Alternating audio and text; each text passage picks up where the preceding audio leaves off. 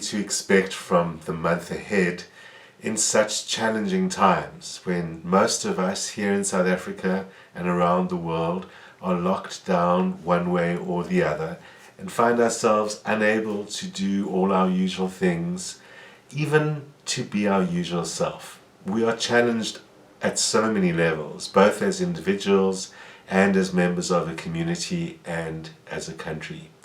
And whatever does come out of all of this for each of us and for any of us, certainly this confrontation with ourselves, seeing how we behave, facing ourselves, dealing with ourselves as our own best company half the time, all of that is an opportunity to look into a mirror. It won't necessarily be pleasant when we do that, and it won't necessarily prove results. That depends on the individual. It depends in many ways how much we're willing to try get out of a time like this. Certainly all the platitudes that we saw at the beginning of the lockdown period, this is a time to meditate, and this is a time to learn, this is a time to reflect.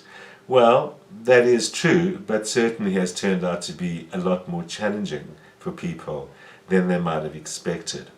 So just to briefly get back to my metaphor of a mirror, which I think is important because in many ways astrology uses that model of what it's doing in the first place. Astrology reflects us back to ourselves and reflects our world back to ourselves. We look out to the planets, to natural cycles, and we describe ourselves in them.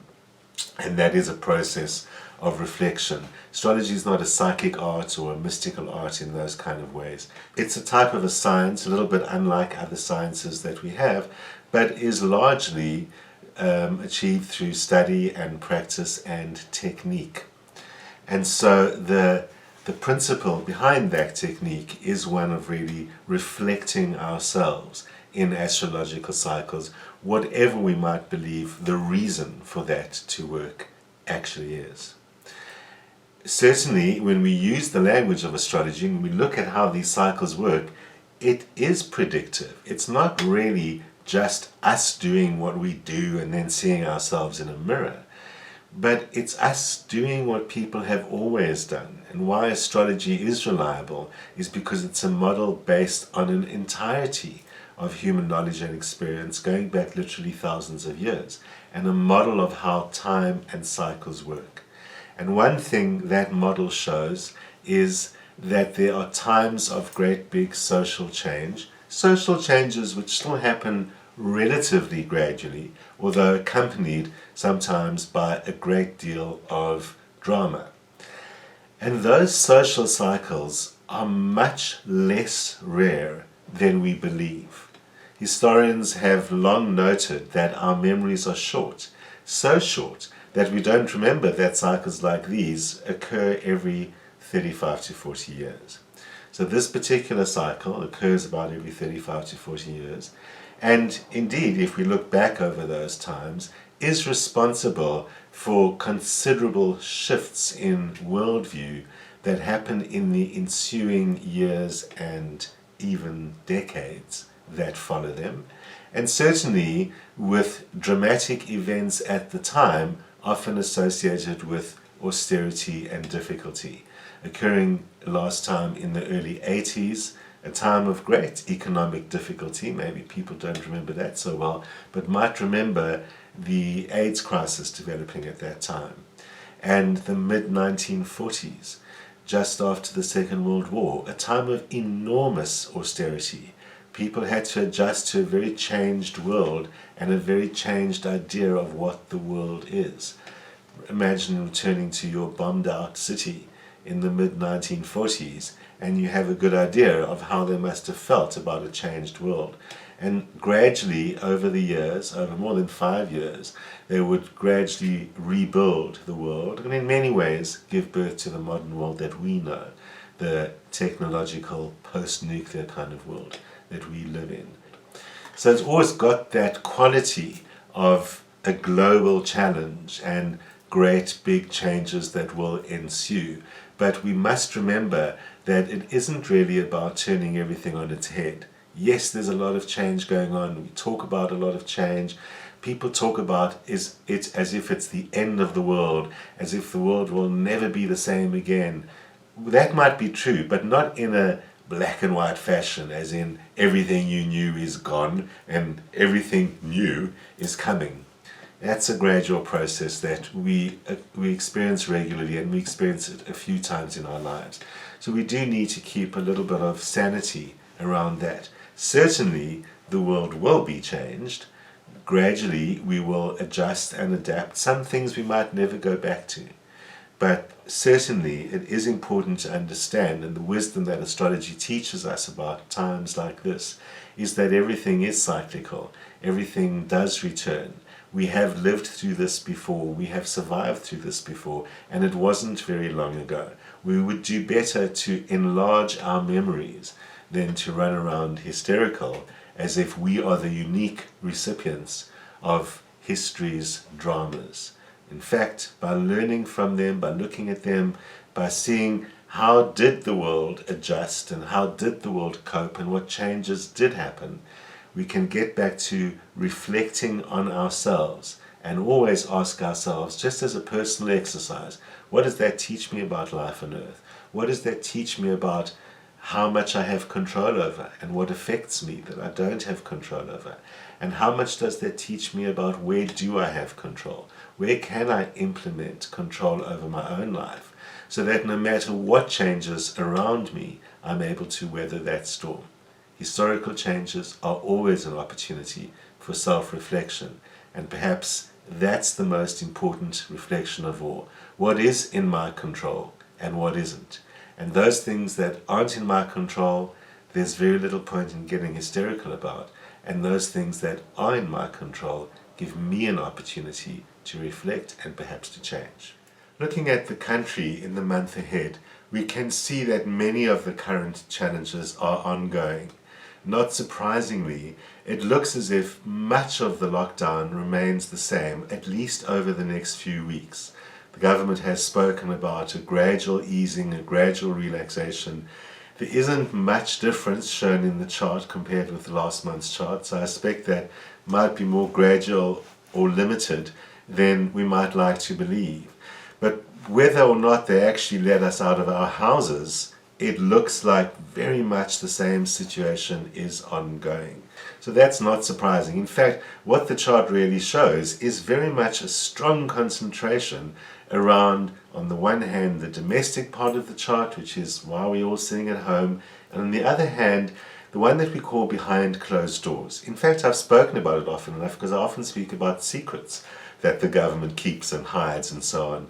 And there's always a little bit about that going on. Obviously, we don't know the full agenda. We don't know why a lot of what's going on is really happening as opposed to the political speak that we get. But that's not unusual for anything that any government does. Especially since, as we know, the president loves to hold his cards close to his chest. He has been lauded for his extraordinary sharing that he's doing with the country and his extraordinary leadership in a situation like this. But still, consistent with his character and the circumstances that he's in, there's a lot of behind closed doors, not only negotiating with all the social partners and others, but also his own agenda and the agenda of his grouping in the African National Congress, which obviously comes into it as well. Ramaphosa is using this as an opportunity to introduce new ideas for the economy, economic policy and money and so on, that he might otherwise have struggled greatly and perhaps lost his job with other members of the ANC. We know that he's in the party, he's got a lot of enemies and a lot of people who don't agree with his policies, and it does look like he understands this as an opportunity to change that as well. So while he makes great big economic plans based on the necessities of the lockdown, at the same time he is thinking further than that, and it looks like he's making plans to also restructure how this economy works. This is a wake-up call for Ramaphosa and his government, and this is his opportunity to do something about it. What makes it look like he is because the chart shows that there's still actually a lot of infighting going on. Even might be interesting to think about, it took 4 days extra for that news to come out about these new financial stimulus plans that have been released in the last couple of days. And so there was obviously a lot of wrangling, cabinet and other partners, and it looks very clearly like he still hasn't faced the strongest or the worst or the most of what the opposition within his own party is, but that is building up. So it looks like he's strategically, at the same time as doing everything necessary for the lockdown, he's strategically laying foundations for deeper economic changes that he wants to make, and that better suit his agenda of getting past the cronyism and the corruption and so on as best as possible. But getting back to what I was saying about behind closed doors, so that's also, of course, us all neatly locked up as well behind our closed doors, but that's also considered to be a bit like a dark journey of the soul.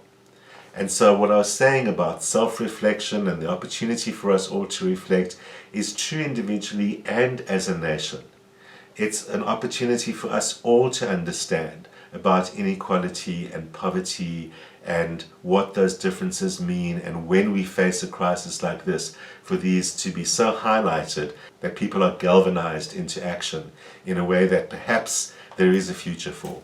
So keeping a certain amount of optimism, which is necessary, especially in the face of all the conspiracy crackpots all over social media, but to keep a sense of possibility that at the very least, out of the starkness and difficulty of the truth, the reality of the inequality that really has become more highlighted. It's like we all knew it academically, but now we're seeing it in our faces.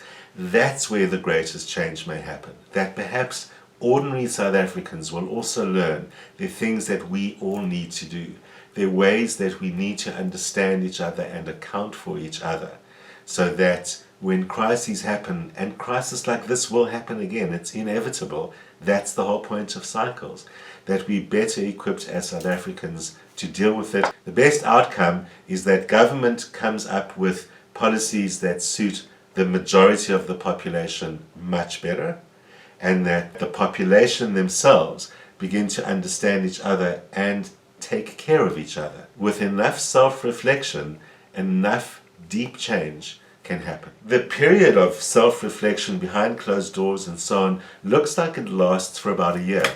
It doesn't mean we're in lockdown for a year, but it might suggest that there is on and off lockdown. The patterning in the chart looks like the current situation gradually eases through May and June.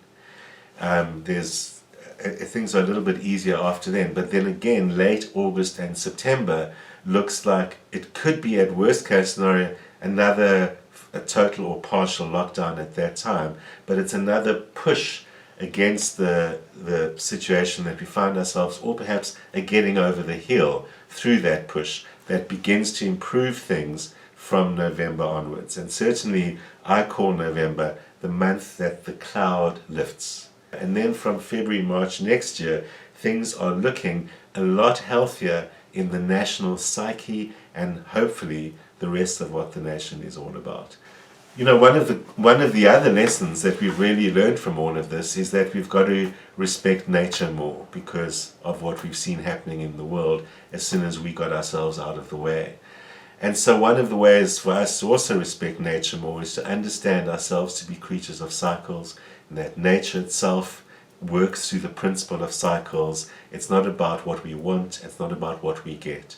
This is a cycle. So we've just got to go into a mode of cooperation, working with it slowly, and we will get there in the end. So during the next month, as some restrictions are gradually eased, we still need to do a bunch of self-reflection. So this month I want to give you another few things just to concentrate on for you. What can your self-reflection focus around, and what can your month focus around, especially if you get a chance to actually get out there and do something with it.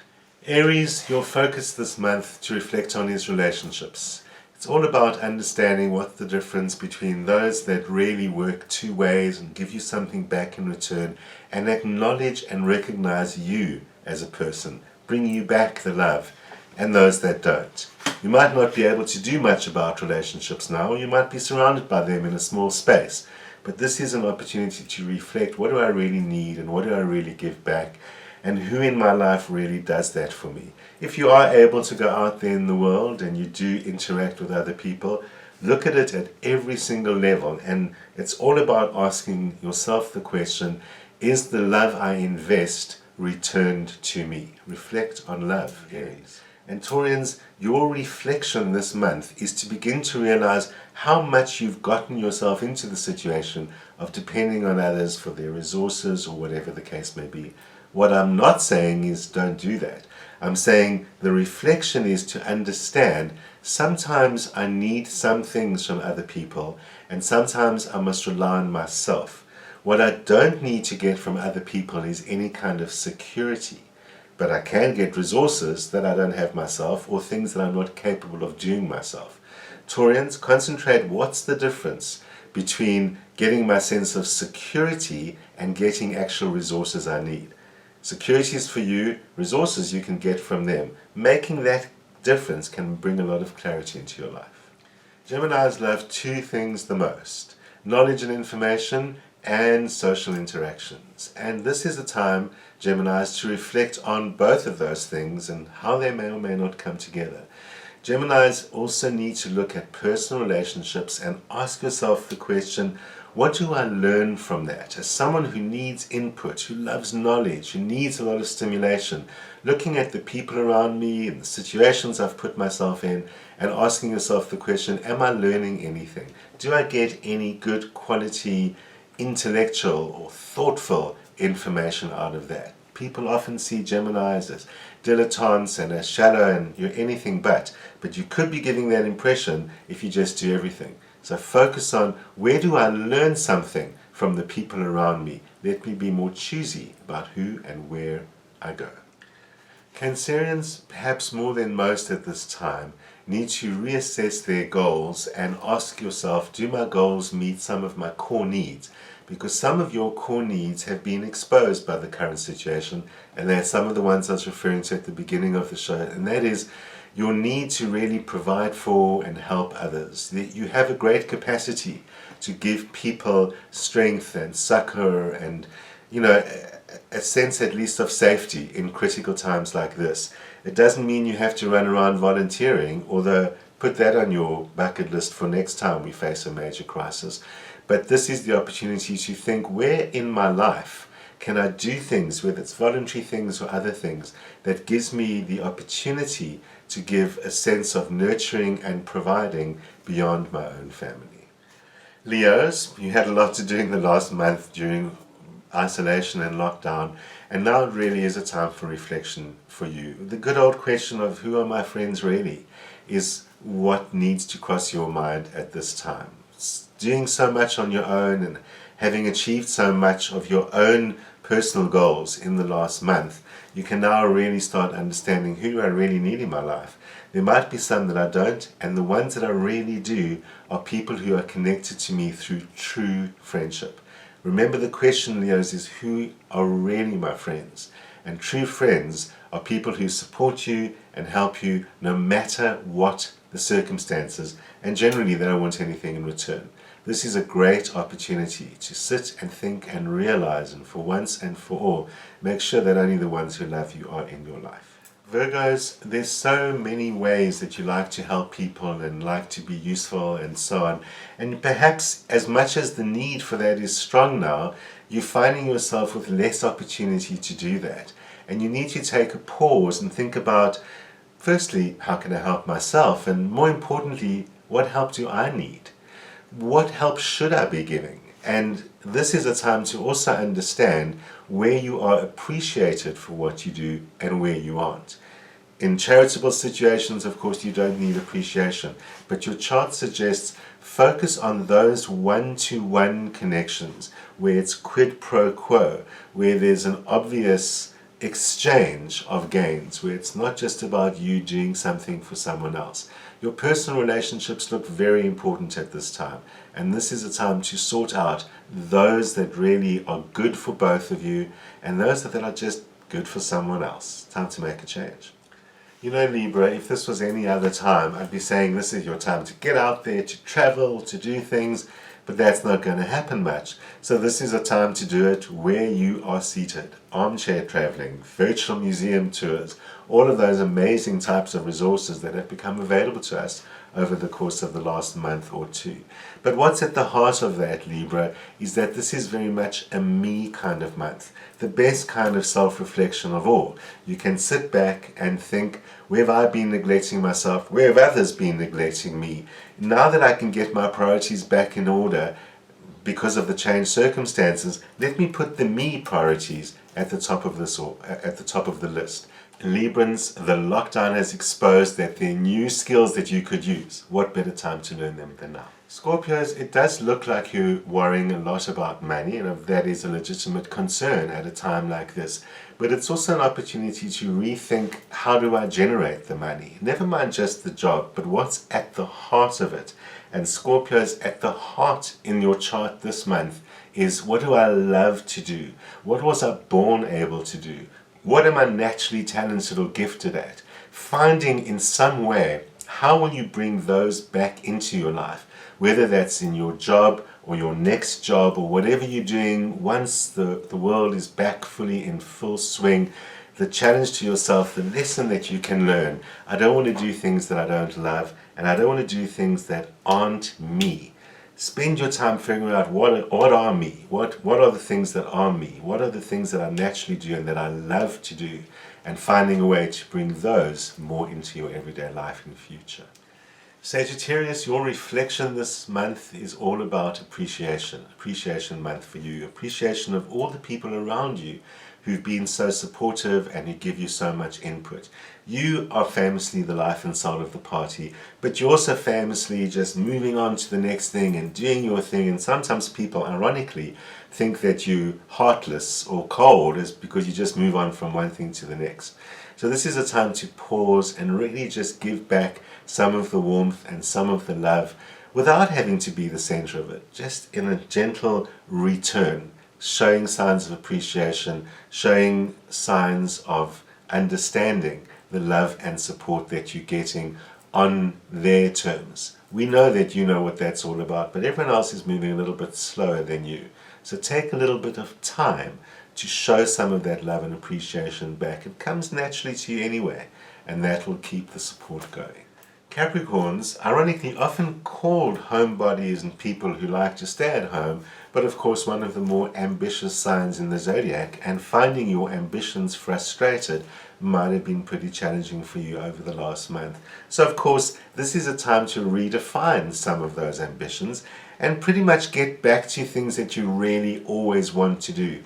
Capricorn, your reflection this month is to think about, I don't want to do all the stuff I have to do. I don't want to be the responsible, ambitious, doing the right thing and getting far in the world, but to bring your goals back home. How can I bring my goals back home? Even if it's literally home, what do I need to do to the house? But bring your goals back down to the most down-to-earth, basic, home and family-related things, and you'll find pursuing those goals a lot more satisfying in the months ahead. Aquarians, your focus is all about love this month, because you're going to find yourself doing things that you don't necessarily like to do, or perhaps that you simply just didn't choose to do. And this is the time to begin to notice, as you do all the things you find yourself having to do, circumstances have forced you, lockdown has forced you, to begin to learn the difference between what you love to do and what you don't love to do. And begin to notice that there's not enough of the stuff that you love to do. It somehow has fallen away and been compromised because of other people. So it's time to bring some of those things back home and to begin to reflect, how do I bring the things that I love to do back into my life? How do I find a space, whether it's in my professional life or my personal life, to ensure that I'm doing the things that I've loved my whole life long? And that will let you make some adjustments in your life that can be lasting and good. Pisces, it's old news for you, but it really is coming from the chart this particular month. And that old news is reflecting on sacrificing too much, and what are sacrifices really for? Sacrifice is meant to be a spiritual act, and it means to make something sacred in order to connect with the divine. And many of the sacrifices you've been making are not about that. Sacrifices we make for charities, for people in need, are part of our spiritual lives. But there are many more sacrifices you're making than that. So Pisces, reflect on that good old-fashioned Pisces problem of excessive sacrifice. Where have I been making sacrifices that I don't need to be making? And the way to know that you don't need to be making, easy question is, how does that directly relate to my spiritual life, and how does that benefit me spiritually? That's a great thing to reflect on and to get the opportunity to let go of so much if you do. The challenges continue, but if we're willing to look and learn, we will endure.